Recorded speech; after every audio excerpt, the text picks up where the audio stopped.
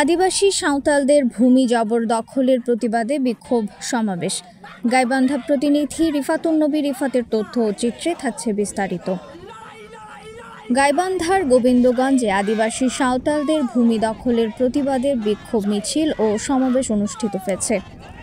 বৃহস্পতিবার দুপুরে উপজেলার কাটা মোড়ে গোবিন্দগঞ্জ দিনাজপুর আঞ্চলিক সড়কে সাহেবগঞ্জ বাগদা ফার্ম ভূমি উদ্ধার কমিটির উদ্যোগে এই কর্মসূচি পালন করা হয়।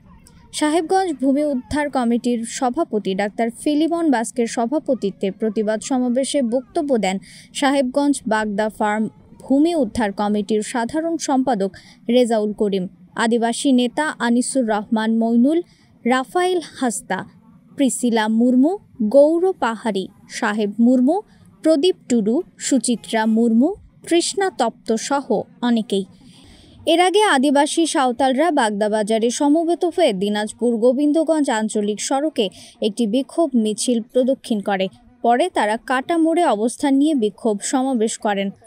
বক্তারা বলেন, 2016 সালের 6 নভেম্বর 3 জন সাঁওতাল হত্যা, অগ্নিসংযোগ ও বাড়িঘরে লুটপাটের বিচার এখনও সুষ্ঠুভাবে পায়নি তারা।